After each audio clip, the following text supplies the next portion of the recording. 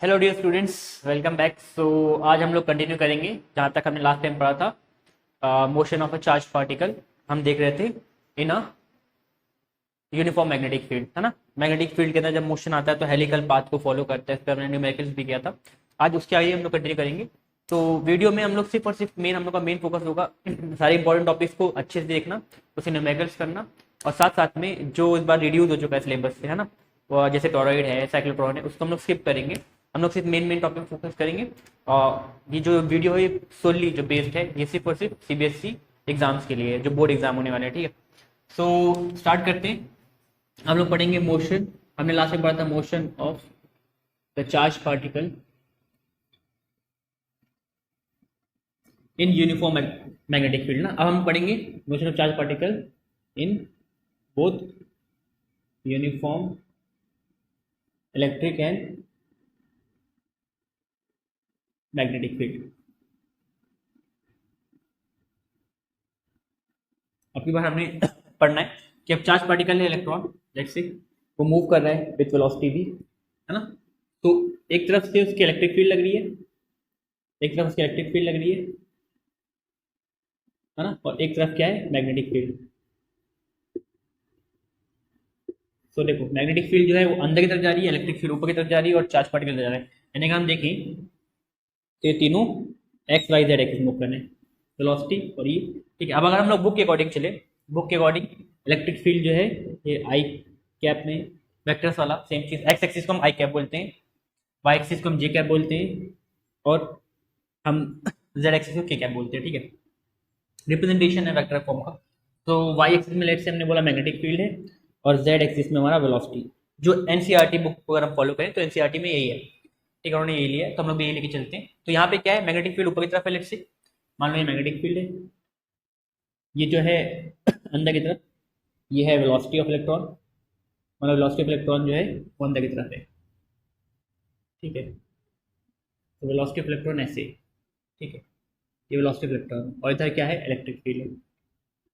मतलब ये बोर्ड के बाहर आ रहा है 3 डायमेंशन में, ठीक है, वेलोसिटी है और ये इलेक्ट्रिक फील्ड, तो ऐसा कुछ है बुक में, तो उसी को हम फॉलो करते हैं। तो यहाँ पे अगर मान लो दोनों फील्ड के अंदर, मतलब दोनों फील्ड लग रही है, एक तरफ इलेक्ट्रिक फील्ड लग रही है, एक तरफ मैग्नेटिक फील्ड लग रही है, और उसमें इलेक्ट्रॉन मूव कर रहा है, तो उसके ऊपर दोनों फोर्स लगेगी। इलेक्ट्रिक फील्ड की जैसे लगेगी, जो फोर्स लगेगी combined force, combined force on electron. अब यहाँ पे हम लोग इलेक्ट्रॉन इलेक्ट्रॉन बोल रहे हैं, इलेक्ट्रॉन मतलब कोई भी चार्ज पार्टिकल जो भी वेलोसिटी से मूव कर रहा है, तो उस पर कंबाइंड फोर्स लगेगी, एफ ई लगेगी, Q E, F M magnetic force लगेगी, जो लगेगी क्यू, वी क्रॉस बी, है ना, बी क्रॉस बी, और टोटल फोर्स जो हो जाएगी, जिसको नॉइज फोर्स भी बोलते थे, हो जाएगी Q E plus V cross B, है ना। लास्ट टाइम हमने पढ़ा था लॉरेंस फोर्स में, ये लगेगी हमारी कंबाइंड फोर्स। अब हम लोग कुछ एजम्पशन लेते हैं। एजम्पशन क्या है हम लोग का, एजम्पशन हम लोग का ये है कि electric magnetic field, electric field, magnetic field and motion of, motion मतलब velocity of electron are perpendicular to each other. ये तीनों एक दूसरे को परपेंडिकुलर है। देखो वेलोसिटी मैग्नेटिक फील्ड परपेंडिकुलर है, वेलोसिटी इलेक्ट्रिक फील्ड के साथ परपेंडिकुलर है, और इलेक्ट्रिक फील्ड मैग्नेटिक फील्ड के साथ परपेंडिकुलर, यानी ये तीनों परपेंडिकुलर है। देखो ये इसके परपेंडिकुलर है, ये इसके परपेंडिकुलर है, और ये दोनों आपस में भी परपेंडिकुलर है, यानी तीनों परपेंडिकुलर है। लिखना चाहो तो इलेक्ट्रिक फील्ड परपेंडिकुलर है मैग्नेटिक फील्ड, और ये परपेंडिकुलर है वेलोसिटी ऑफ इलेक्ट्रॉन, ठीक है। तो हमको निकालना है कितना फोर्स लगेगी, टोटल फोर्स, ठीक है। तो टोटल फोर्स निकालने के लिए बेसिकली इसको अगर हम यहाँ से लिखना चाहें तो देखो इलेक्ट्रिक फील्ड लग रही है आई कैप में, तो जो इलेक्ट्रिक इलेक्ट्रोस्टैटिक फोर्स होगी वो हो जाएगी आई कैप में, यानी एक्स एक्सिस में लगी ना, जगह क्यू ई आई कैप, है ना। देखो इलेक्ट्रोस्टैटिक फोर्स कितनी होती है, क्यू ई, ये लग रही है आई कैप में। मैग्नेटिक फोर्स लग रही है क्यू, देखो क्यू, अब इसमें दो फोर्स लग रही है ना, वी क्रॉस वी, है ना। वेलोसिटी लग रही है के कैप में, और मैग्नेटिक फील्ड लग रही है जे कैप में, ठीक है। ऐसा कुछ सिचुएशन है ना। अब इसको मुझे चेंज करना है, इन तीनों को एक ही एक्सिस में रिप्रेजेंट करना है, यानी इनको चेंज करना पड़ेगा आई एक्सिस में, ताकि हम इसको क्या कर सकें, ऐड कर सकें। अब तीनों के डायरेक्शन लगे तो हम ऐड नहीं कर पाएंगे, तो इसकी डायरेक्शन सेम करनी पड़ेगी। सेम करने के लिए मैट्रिक्स यूज करते हैं। मैट्रिक्स अगर आपको पता हो क्लास 12 मैथ्स में, नहीं पता तो भी कोई दिक्कत नहीं है। देखो मैट्रिक्स में क्या करते हैं, हम सिंपली लिखते हैं आई कैप जे कैप के कैप, यही रूल फॉलो करना है, मैट्रिक्स में कुछ नया नहीं है, रूल फॉलो करना है, वो जो रूल है बता देते हैं। आई कैप है ना। अब देखो यहाँ पे हम रिप्रेजेंट कर रहे हैं वेलोसिटी को और मैग्नेटिक फील्ड को, वेलोसिटी को मैग्नेटिक फील्ड को। वेलोसिटी देखो हमने देखा था, वेलोसिटी अगर ये बना नहीं वापस से, तो वेलोसिटी के कैप में है, इलेक्ट्रिक फील्ड आई कैप में है, और मैग्नेटिक फील्ड जे कैप में ना, जे एक्सिस में। यानी वेलोसिटी आई में कितनी है, आई में कोई वेलोसिटी नहीं है, जीरो हो गया। जे कैप में कोई वेलोसिटी नहीं है, जीरो हो गया। के कैप में कितनी वेलोसिटी है, वी है ना, वेलोसिटी है कि के कैप में। मैग्नेटिक फील्ड की बात करें तो आई कैप में मैग्नेटिक फील्ड नहीं है, आई कैप में मैग्नेटिक फील्ड नहीं, इलेक्ट्रिक फील्ड है। जे कैप में मैग्नेटिक फील्ड है, और के कैप में वेलोसिटी है यानी मैग्नेटिक फील्ड जीरो है। ठीक है, तो यहाँ से निकालने का तरीका क्या होता है कि अगर हमको आई कैप में निकालना है तो आई कैप को हम छुपा लेते हैं, है ना। इसी बात जो बचता है उसको इंटू करते हैं। देखो जैसे आई कैप लिखा, आई कैप में छुपा लिया, जीरो इंटू जीरो जीरो, फिर माइनस, इसको इंटू करते हैं वी बी, है ना। ये हो जाएगा आई कैप। आई कैप के लिए निकालना, आई कैप के लिए जो आई कैप निकालना था उसको हम ऐड करके इंटू करते हैं, zero into zero minus V into B. ठीक है, अब ये करेंगे जे कैप के लिए, जे कैप पहले छुपा लेंगे। अब देखो ये अगर हम जे कैप को छुपा लेंगे तो ये zero into zero minus zero into v देगा, zero into zero minus zero into v, ये हो जाएगा जे कैप के लिए। और के कैप के लिए क्या हो जाएगा, के कैप में इसको छुपा लेना है, क्या हो जाएगा B into zero minus zero into zero, B into zero minus zero into zero हो जाएगा के कैप के लिए। ठीक है, अभी हो जाएगा हमारा net minus we B I cap, हाँ वी बी आई cap plus zero j cap plus zero k cap. तो इसको लिखो ना लिखो बात बराबर है, यानी अगर हम चाहें तो रिप्रेजेंट कर सकते हैं वी और बी को आई कैप में ऐसे, minus we B I cap. तो यहाँ से मैग्नेटिक फोर्स हो जाएगी एफ एम क्यू, और वी बी क्या हो गया minus we B I cap, है ना। अब देखो इलेक्ट्रोस्टैटिक फोर्स भी आई कैप में हो, इसे चाहो हटा दो कोई दिक्कत नहीं, यहाँ सीधे लिख देते हैं।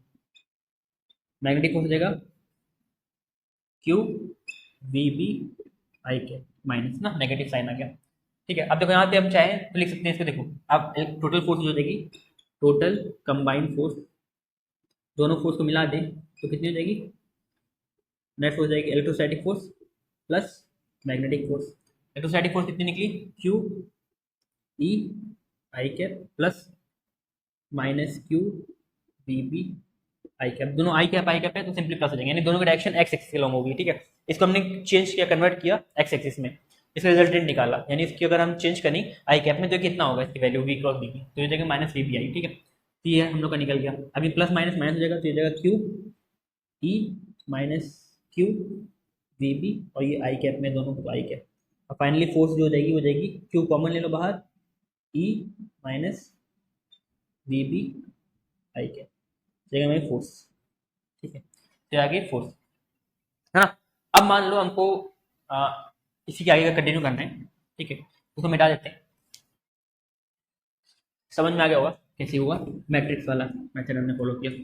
देखो इसी आगे हम कंटिन्यू करें तो यहाँ से अगर हम बोले कि सपोज हम चाहते हैं कि इलेक्ट्रॉन हमारा जो जा रहा है, इलेक्ट्रॉन जा रहा है, मान लो इलेक्ट्रिक फील्ड है, इसी में मैग्नेटिक फील्ड भी है, ये इलेक्ट्रिक फील्ड है, ये मैग्नेटिक फील्ड है, दोनों के बीच इलेक्ट्रॉन जा रहा है। अब इलेक्ट्रॉन जब जाएगा तो उसको इलेक्ट्रिक फील्ड भी फोर्स लगाएगा क्यू टाइम्स ई, मैग्नेटिक फील्ड भी फोर्स लगाएगा माइनस क्यू वी बी, है ना। हम चाहते हैं कि हमारा इलेक्ट्रॉन जो है वो अनरिफ्लेक्टेड चला जाए, यानी वो सीधे सीधे निकल जाए ऐसे। जैसे मान लो ये इलेक्ट्रिक फील्ड है, ये इलेक्ट्रिक फील्ड है, और ये मैग्नेटिक फील्ड, मान लो अंदर की तरफ मैग्नेटिक, एज्यूम करें। ठीक है, हमने सिर्फ एज्यूम किया, इलेक्ट्रॉन आएगा तो देखो इसके अंदर फोर्स लगेगी तो शायद वो पास से डिफ्लेक्ट हो जाए, ऐसे ऐसे अंदर की तरफ बाहर ऐसे डिफ्लेक्ट हो जाएगा। ठीक, क्यों, क्योंकि फोर्स इसको खींच रहे हैं अपनी तरफ, कौन सी इलेक्ट्रिक एंड मैग्नेटिक फोर्स अपनी तरफ खींच रही है इसको। अब हम चाहते हैं कि इसको कोई फोर्स ना खींचे, जैसे जा रहा था वैसे चले जाए। ठीक है, यानी अनडिफ्लेक्टेड चले जाए। ऐसे केस में क्या होगा, कब होगा ऐसा केस, जब फोर्स क्या हो जाए जीरो, यानी इलेक्ट्रॉन के ऊपर कोई फोर्स ना लगे तो सीधे सीधे निकल जाएगा। कोई फोर्स लगेगी तो देखो ऑब्वियसली कोई खींचेगा नीचे, उसका ऐसा कुछ पास हो जाएगा, कोई ऊपर की तरफ खींचेगा उसका ऐसा पास हो जाएगा, यानी ऐसे चल चलते ऊपर की तरफ खींच रहे इसलिए ऊपर की तरफ चला गया। मान लो हम चाहते हैं कि इसको कोई ना खींचे तो इस टाइम क्या होगा, फोर्स जीरो हो जाएगी। कौन सी फोर्स, दोनों फोर्स, ना इलेक्ट्रिक फील्ड खींचे ना मैग्नेटिक फील्ड, तो सेम फोर्स कितनी जाएगी, जीरो। यानी अगर हम चाहते हैं if the electron needs to pass undeflected, यानी दोनों फील्ड के सो इलेक्ट्रॉन पास किए अनडिफ्लेक्टेड, यानी बिना मूव किए हुए, यानी जैसे चला था वैसे चल जाए, अपने पास से भटके ना, डिफ्लेक्ट ना हो। तो टाइम क्या होगा, फोर्स जीरो हो जाना चाहिए, यानी फोर्स हम कितना कर देंगे जीरो, तो हो जाएगा Q times E minus Q times V B, ठीक है। अब वो आई वो डायरेक्शन में करना तो उतना कोई दिक्कत नहीं है ना। तो यानी 4 जब 0 हो जाएगी तब क्या हो जाएगा, इलेक्ट्रॉन इजीली पास कर जाएगा। अब यहाँ माइनस में जाएगा तो प्लस में, तो Q we B is equal to Q E, Q से क्यू कट किया, ये वेलोसिटी कितनी हो जाएगी, ई है इधर, बी इंटू डिवाइड इंटू में हो जाएगा तो डिवाइड में हो जाएगी वेलोसिटी। यानी अगर हम वेलोसिटी उसकी ऐसी मेंटेन करें कि इलेक्ट्रिक फील्ड और मैग्नेटिक फील्ड का रेशियो कितना आ जाए इस वेलोसिटी के बराबर, यानी इलेक्ट्रिक फील्ड जितनी है, मान लो इलेक्ट्रिक फील्ड की इंटेंसिटी है 7 टेस्ला, मान 7 न्यूटन पर कूलम, मान लो थोड़ी जगह लिए एज्यूम करें कि इलेक्ट्रिक फील्ड इंटेंसिटी 7 न्यूटन पर कूलम, मैग्नेटिक फील्ड की इंटेंसिटी है 3.5 न्यूटन, 3.5 टेस्ला, ठीक है। ये इलेक्ट्रिक फील्ड की इंटेंसिटी है, ये मैग्नेटिक फील्ड की इंटेंसिटी है, मान लो ऐसा एज्यूम किया हमने। सो उसको कितनी वेलोसिटी से भेजे कि वो अनडिफ्लेक्टेड पास हो जाए, तो उसकी वेलोसिटी कितनी जाएगी, वेलोसिटी जाएगी electric field by magnetic field, कितना हो जाएगा 2 मीटर पर सेकंड, यानी उसको हम इस वेलोसिटी से भेजें 2 मीटर पर सेकंड की वेलोसिटी से, तो वो क्या होगा, वो अनडिफ्लेक्टेड पास कर जाएगा उस इलेक्ट्रिक फील्ड से, इसलिए इसको हम बोलते हैं वेलोसिटी सिलेक्टर, इसलिए हम इसको क्या बोलते हैं, वेलोसिटी सिलेक्टर। क्यों, क्योंकि हम इलेक्ट्रॉन की ऐसी वेलोसिटी सिलेक्ट कर रहे हैं जिसमें वो अनडिफ्लेक्टेड किसी भी इलेक्ट्रिक और मैग्नेटिक फील्ड से पास कर जाएगा, ठीक है। सी और इधर हम देखें तो इलेक्ट्रिक फील्ड और मैग्नेटिक फील्ड एक दूसरे की नेगेटिव है, इलेक्ट्रिक फील्ड अगर पॉजिटिव है, मैग्नेटिक फील्ड नेगेटिव है, मैग्नेटिक फील्ड अगर पॉजिटिव है तो इलेक्ट्रिक फील्ड नेगेटिव है, यानी एक दूसरे के नेगेटिव है। तो ये बोल सकते हैं electric field and magnetic field are opposite to each other, दोनों एक दूसरे के अपोजिट है, उनकी डायरेक्शन मतलब कि डायरेक्शन दोनों की अपोजिट है, ठीक है। नेगेटिव साइन क्या बताता है, डायरेक्शन। तो यहाँ से हम लोग को कॉन्सेप्ट आ गया फोर्स। अगर हमको फोर्स निकालना है कि कितनी फोर्स होगी कंबाइंड इलेक्ट्रिक और मैग्नेटिक फील्ड में किसी मूविंग इलेक्ट्रॉन की या मूविंग चार्ज पार्टिकल की, तो हम निकाल सकते हैं इस फॉर्मूले से। वेलोसिटी निकालना है कि हम किस वेलोसिटी से पार्टिकल को पास कराएं उस इलेक्ट्रिक या मैग्नेटिक फील्ड से कि वो अनडिफ्लेक्टेड पास कर जाए, तो वो वेलोसिटी हो जाए, इसी को हमको बोलते हैं वेलोसिटी सिलेक्टर। वेलोसिटी सिलेक्टर मतलब ये ऐसी वेलोसिटी हम सिलेक्ट करें जिसमें वो चार्ज पार्टिकल बिना मोशन के चले जाएगा। तो यही है concept of motion of electron in combined field, ठीक है। चाहे तो नोट कर सकते हैं।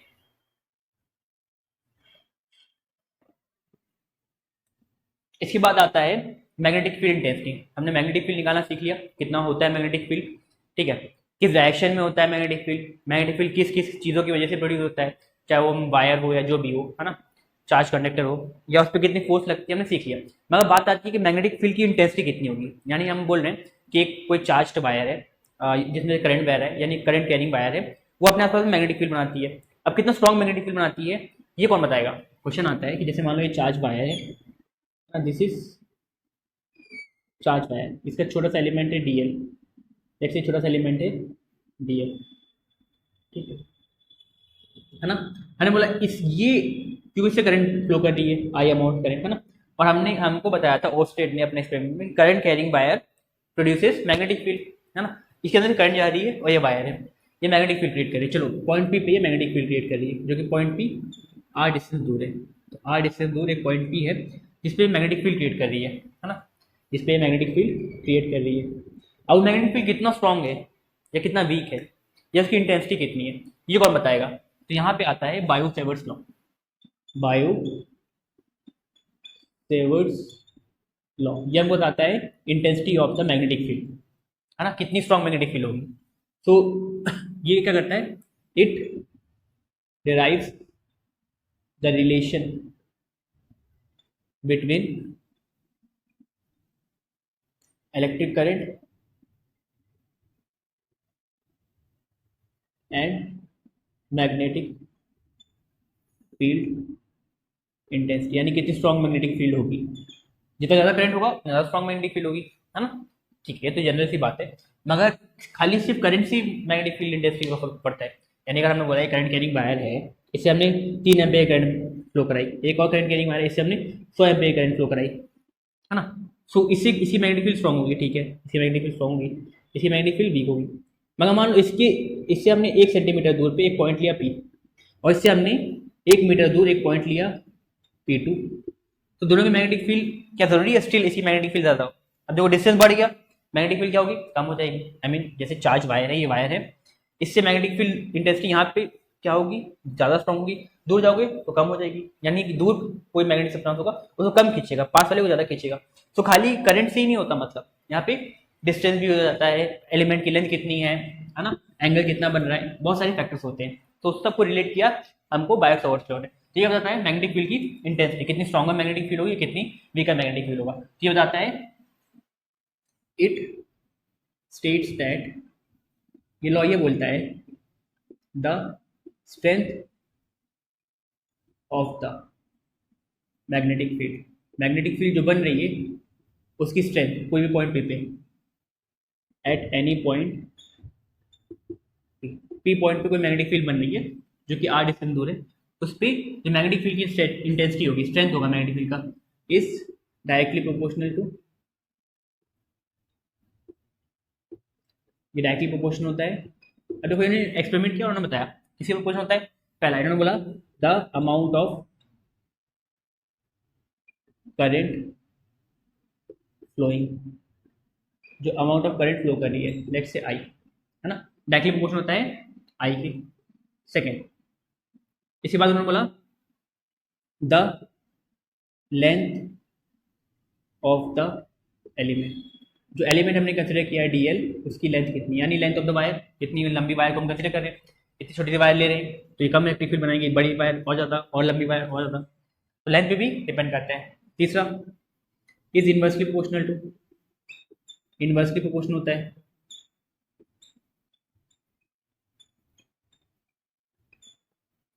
डिस्टेंस की स्क्वायर ऑफ डिस्टेंस। ठीक है, यहाँ पे हम लोग डील कर रहे हैं ऐसे लॉ से जो हमें बताता है कितनी स्ट्रॉन्ग मैग्नेटिक फील्ड होगी। ठीक है, सो इंपॉर्टेंट है क्योंकि मैग्नेटिक फील्ड की इंटेंसिटी हमको जानना बहुत जरूरी होती है। ठीक है, बहुत जगह यूज होता है, अप्लाइंसेस में यूज होता है, अपने अकॉर्डिंग एडजस्ट कर सकते हैं, अपने अकॉर्डिंग कोई डिवाइस सेट कर सकते हैं, है ना, तो बहुत जगह यूज होता है इसका। और लास्ट चीज, the angle between the length element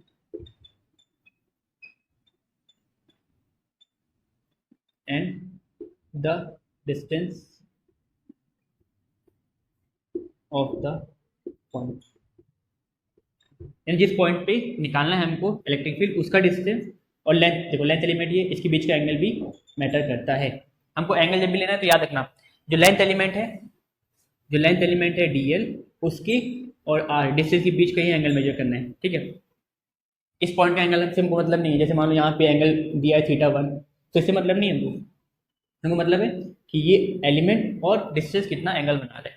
ठीक है, यहाँ पे हम लिखें अकॉर्डिंग टू दिस लॉ, ये लॉ के हिसाब से magnetic field is directly proportional to, किसी डायरेक्टली प्रोपोर्शनल है करंट के, एलिमेंट डीएल के, है ना, एंगल के, चलो एंगल तो बाद में हम देख लेंगे, निकाल लेंगे, है ना, और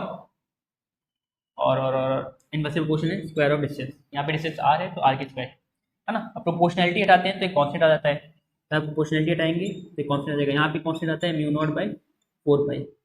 कैसे आया, एक्सपेरिमेंट किया तब आया। ठीक है, आपने से नहीं लिख दे रहे, ये आ गया, एक्सपेरिमेंट हुआ, बायोसेवर्स ने एक्सपेरिमेंट किया, उन्होंने देखा कि क्या बोलते हैं कि कितना कॉन्स्टेंट आता है, कैसे कैसे वेरी करता है, उन्होंने पूरा एक्सपेरिमेंट किया, तो उसके हिसाब से उन्होंने बताया कि जो कॉन्स्टेंट होता है म्यू नॉट बाई 4 पाई होता है, I D L by R square. ये अब है scalar form.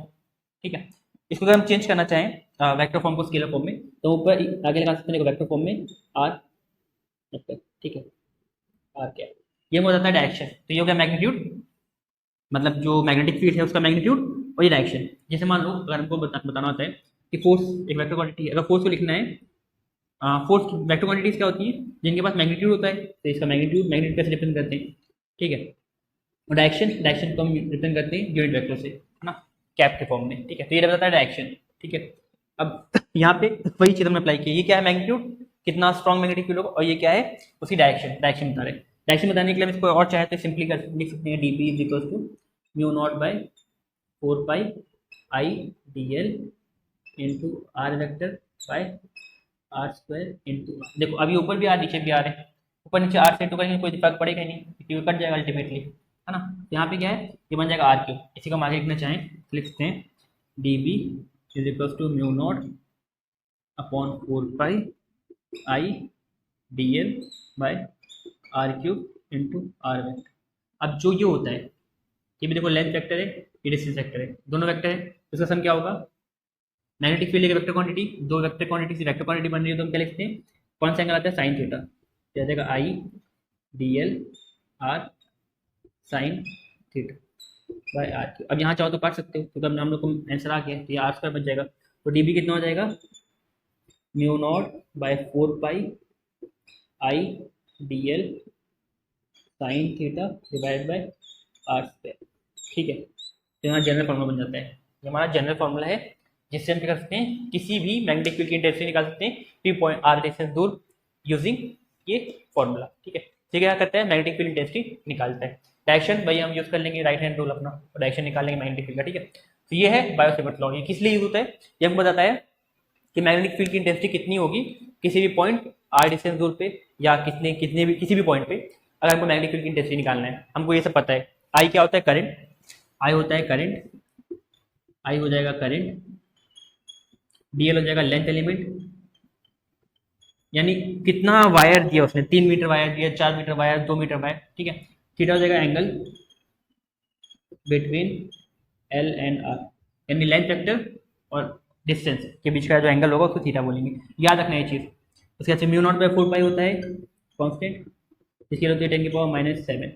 Mu naught by 4 पाई कितना होता है, 10⁻⁷। आर होता है distance, distance between wire and point P के बीच की डिस्टेंस, जिस पॉइंट पे मैग्नेटिक फील्ड निकालना है उसकी और वायर के बीच की डिस्टेंस को हम क्या बोलते हैं, आर। बस हो गया। अच्छा, म्यू नॉट क्या होता है, म्यू नॉट होता है permittivity, sorry permeability of free space.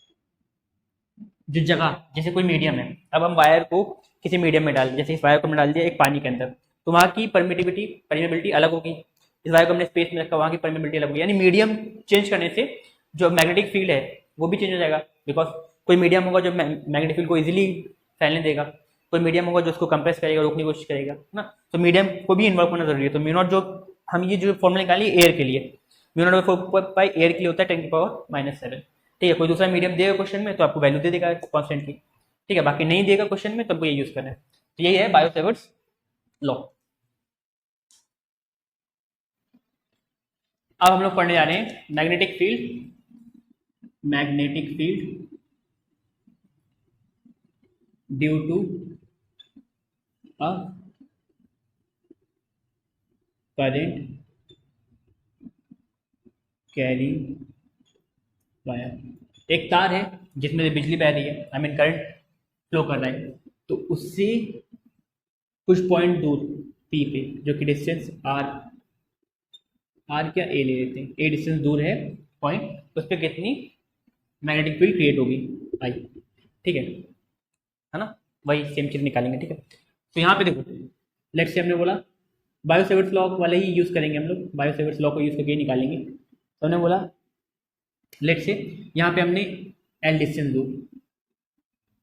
दूर एक एलिमेंट लिया, वायर का एक एलिमेंट है छोटा सा डी एल। ठीक है, यहाँ से इस एलिमेंट से हमको आर डिस्टेंस दूर पे निकालना है पी पॉइंट पे मैग्नेटिक फील्ड कितना होगा पी पॉइंट पे निकालना है। ठीक है ना, तो इस एंगल को मान लेते हैं थोड़ी देर के लिए थीटा, तो मैं कहते रहिए थीटा। ठीक है, और यहाँ पे जो एंगल हो जाएगा ये कितना हो जाएगा, देखो ये 90 होता है, परपेंडिकुलर डिस्टेंस है 90 है, तो ये कितना हो जाएगा 90 माइनस थीटा, है ना। सारे एंगल 180 होंगे, तो ये 90 है, तो ये 90 माइनस थीटा, ये थीटा। ठीक है, 90 + 90 180, थीटा और थीटा कैंसिल। ठीक है, यहाँ पे हो जाएगा। अब हमको पता है using Biot Savart's law, Biot Savart's law का यूज करेंगे हम लोग। बायो सेवर्ट्स लॉ क्या बोलते हैं, magnetic field D B is equals to mu not by 4 pi I D L sine theta upon, देखो चलो अच्छे से देखते हैं पहले आर स्क्वायर साइन थीटा। यहाँ पे थीटा किसी बीच में लेते हैं, एंगल बिटवीन लेंथ एलिमेंट और जो डिस्टेंस है। देखो लेंथ एलिमेंट ये डी एल ये है इसका लेंथ एलिमेंट, और आर ये है। सो एंगल कौन सा लेंगे, 90 माइनस थीटा। यहाँ पे क्या ले लेंगे, 90 माइनस थीटा, यानी हमको ये एंगल नहीं लेना, पहले बताया था।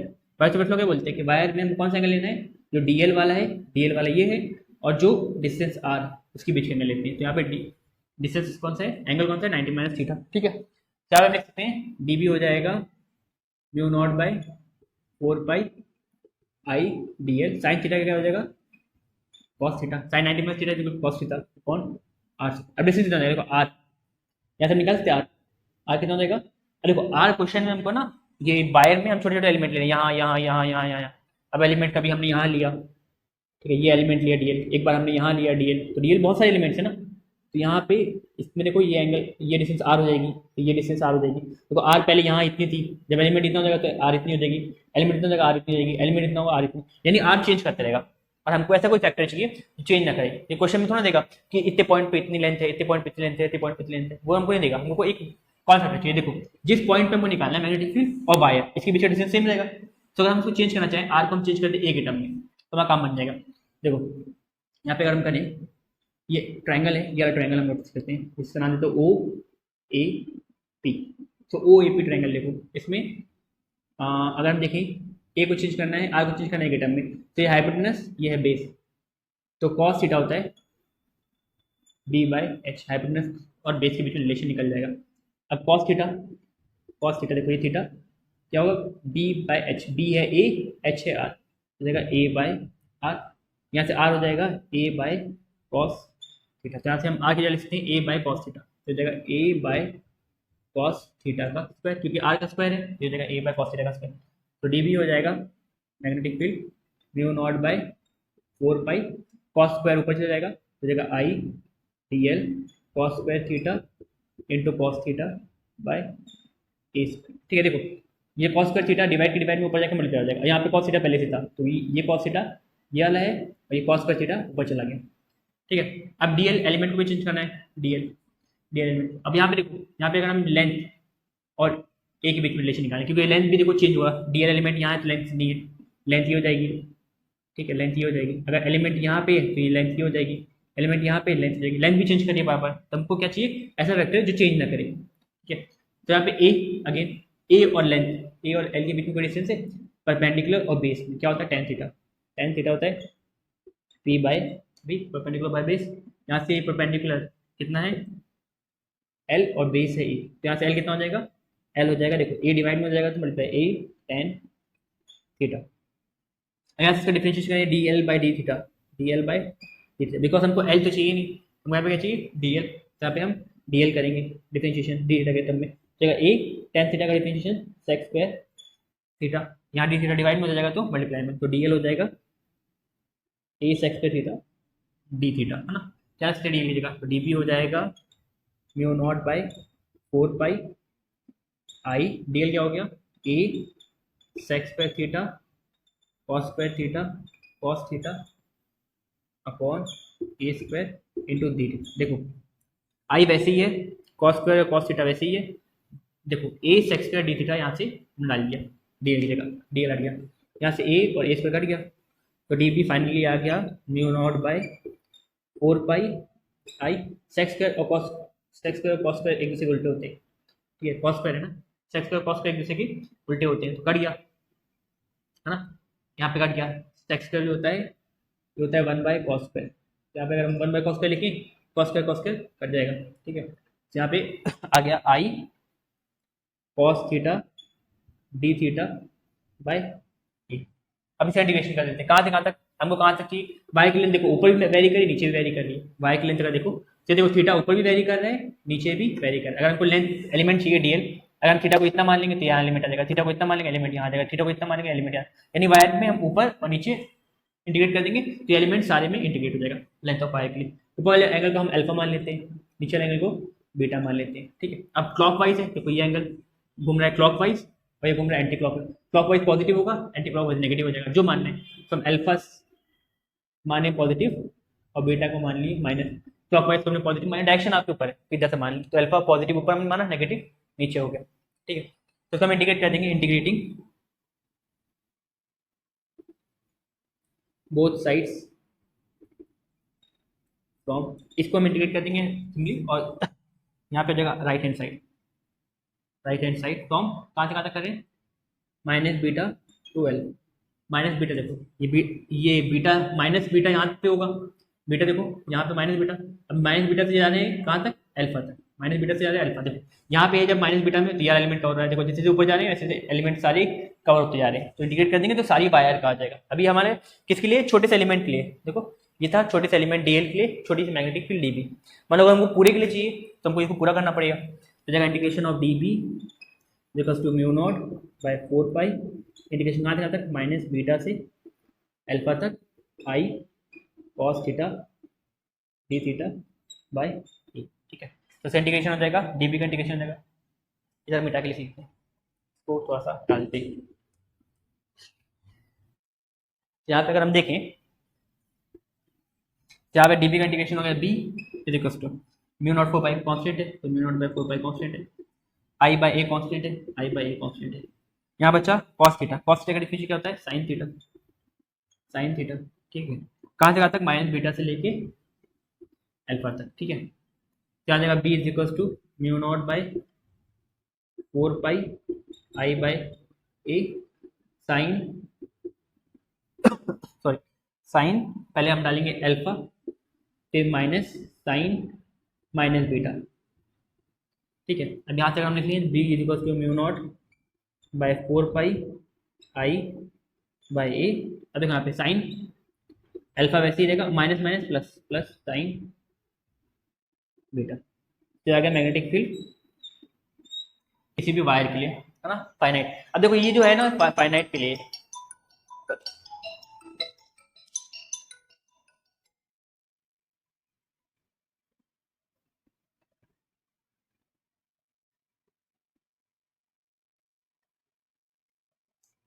तो जो ये है ये फाइनाइट के लिए, यानी ये फाइनाइट लेंथ के लिए, it is for finite length, ये फाइनाइट लेंथ के लिए।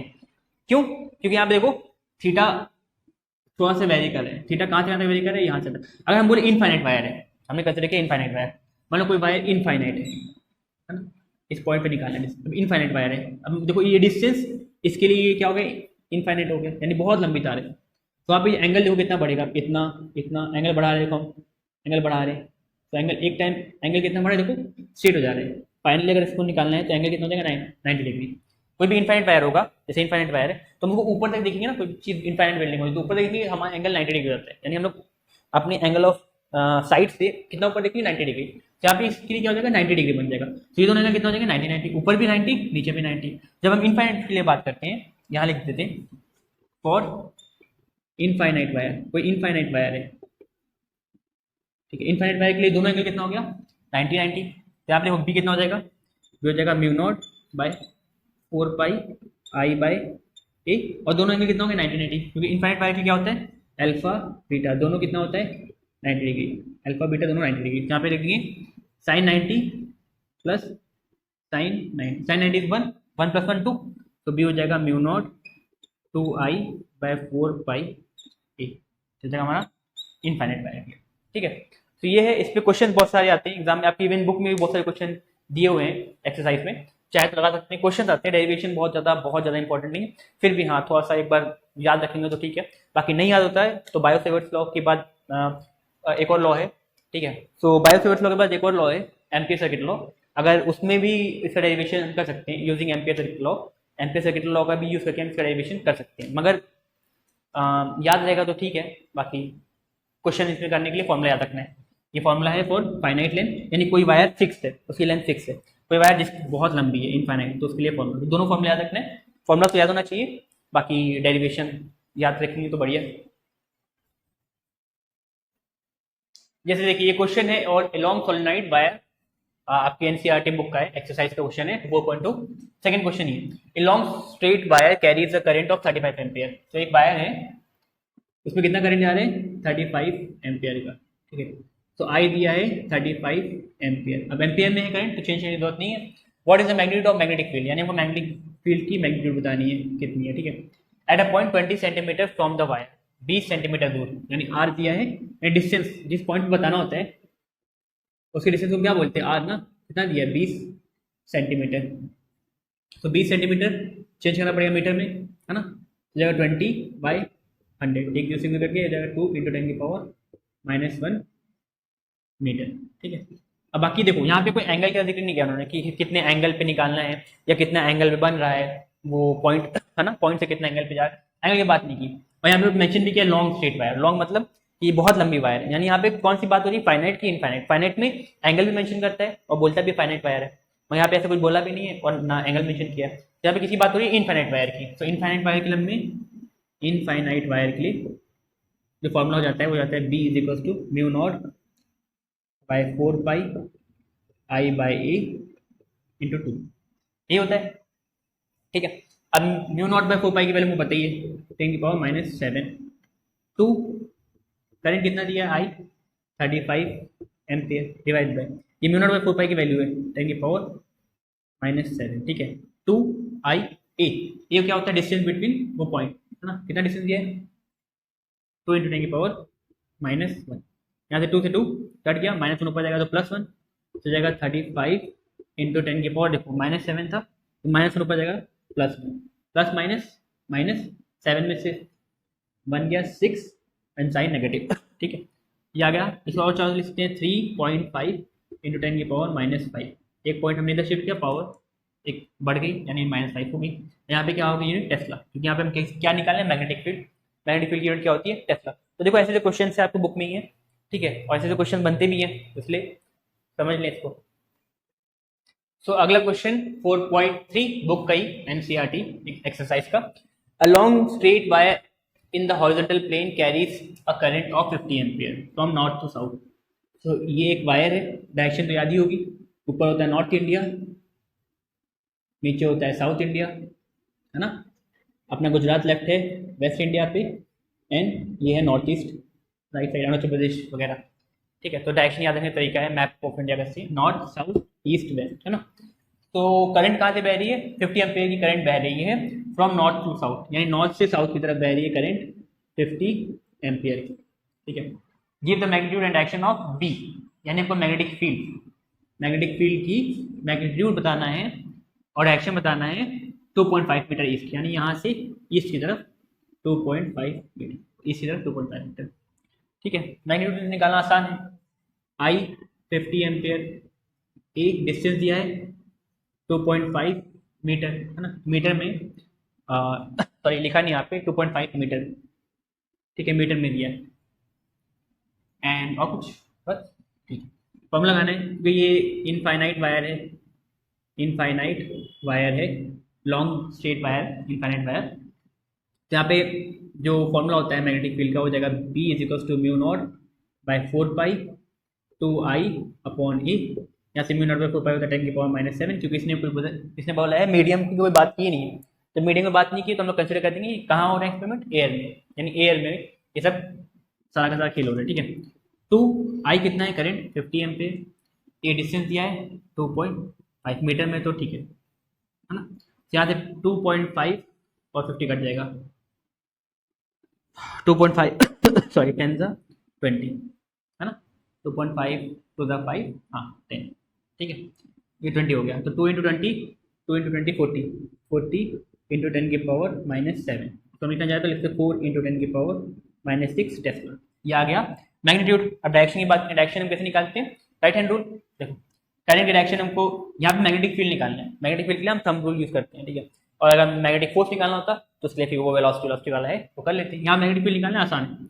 अब वो किस डायरेक्शन में रखना पड़ता था, हम करंट डायरेक्शन, देखो यहाँ पे करंट इस तरह बह रही है आई, और हमको निकालना है इस पॉइंट पी पे, है ना, वो जो कि ईस्ट में 2.5 मीटर, करंट डायरेक्शन में थंब रखा, देखो मैग्नेटिक फील्ड कैसे आ रही है, इस बोर्ड की इस तरफ अंदर जा रही है, मगर हमको इस तरफ मतलब नहीं, हमको इस पॉइंट पी पे मतलब है, देखो ये रखा पी पॉइंट की तरफ से, देखो कहाँ निकल रही है बाहर की तरफ, देखो मैग्नेटिक फील्ड बाहर की तरफ निकल रही है, यानी ये बोर्ड के बाहर ऐसे निकल रही है ना, पी पॉइंट पे ऐसे, यानी दिखाने के लिए ऐसे दिखा सकते हैं आउट, और यहाँ पे ड्रॉप इन, देखो सॉरी, ये करंट है इधर बाहर और इधर से देखो अंदर, इधर से अंदर इधर से बाहर, है ना, तो डायरेक्शन क्या हो जाएगी वर्टिकली अपवर्ड, कैसी होगी अपवर्ड वर्टिकली, या तो हम इसको लिखते हैं परपेंडिकुलर टू द प्लेन, जो प्लेन है जिसमें करंट है ना उसके परपेंडिकुलर आउटवर्ड बाहर की तरफ, ठीक है, तो ये हो गया हमारा डायरेक्शन। तो ऐसे टाइप के क्वेश्चन बनते हैं, हाँ, इस टाइप के क्वेश्चन करने। अब इसके बाद आगे हम देखते हैं सर्कुलर कॉइल की वजह से मैग्नेटिक फील्ड। तो इसके बाद आता है मैग्नीट्यूड ऑफ मैग्नेटिक फील्ड या magnetic field due to current carrying coil. Coil मतलब सर्कुलर रिंग ऐसे टाइप की, ठीक है। तो ऐसे कोई कॉइल है, इससे मान लो x डिस्टेंस दूर, इससे x डिस्टेंस या तो a डिस्टेंस दूर पे हमें निकालना है मैग्नेटिक फील्ड dB, ठीक है। इस कॉइल की रेडियस मान लो r है, ठीक है। तो इससे कितनी मैग्नेटिक फील्ड यहाँ पे प्रोड्यूस होगी, ठीक है। तो इसके लिए हमको क्या करना है, फॉर्मूला है, डेरिवेशन इंपॉर्टेंट नहीं, फॉर्मूला है खाली, फॉर्मूला याद रखना है। Magnetic field B is equal to mu naught I r square by 2 under X square plus r square की पावर 3/2, 3/2। अगर कोई पूछे magnetic field at X distance दूर पे मैग्नेटिक फील्ड कितनी होगी, तो फॉर्मूला है, इसे याद रखना है, ठीक है।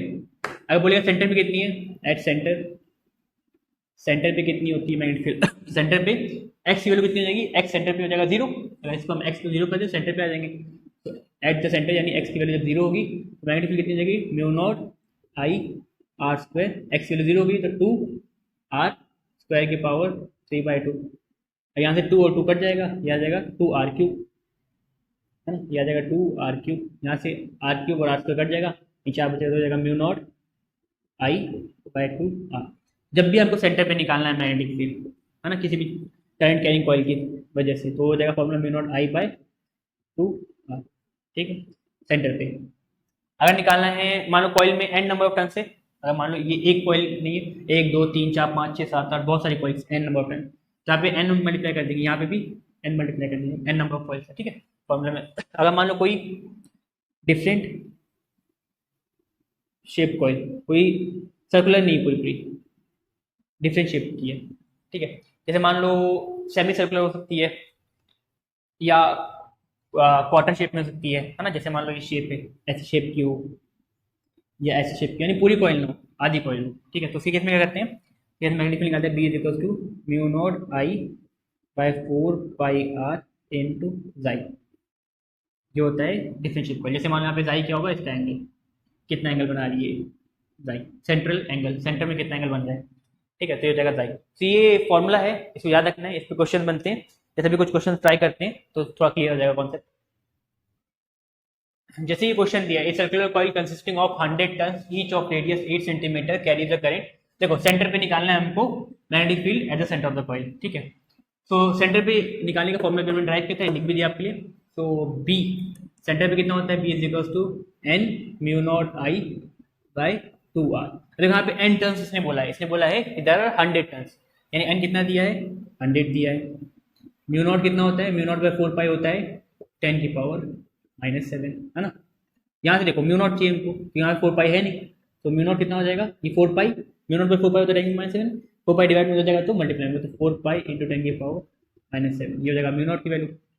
आगे आई करंट दिया हुआ है 0.4 एम्पियर, आर रेडियस दिया है 8 सेंटीमीटर, 8 सेंटीमीटर रेडियस है, जिसको हम कन्वर्ट करेंगे 8/100 मीटर में, यानी हो जाएगा 0.08 मीटर, यानी लिखना चाहो तो 8 इंटू 10 की पावर -2 मीटर। अब फॉर्मूले में रख देंगे, बी मैग्नेटिक फील्ड हो जाएगा 2n 100, म्यू नॉट कितना है 4 पाई इंटू 10 की पावर -7, करंट कितना है 0.4 इंटू 10 की पावर -1, चेंज करिए पॉइंट बढ़ा दिया यहाँ पे, अपॉन 2, आर कितना है, आर है 8/100 यानी 8 इंटू 10 की पावर -2, ठीक है। तो कितना हो जाएगा, देखो 4 इंटू पाई, 4 तो पहले काट सकते हैं हम लोग, 4 2 ज़ा 8, यहाँ से 2 भी कट जाएगा, 2 2 ज़ा 4 एंड 2 1 ज़ा 2, ये सब कट ही है ना।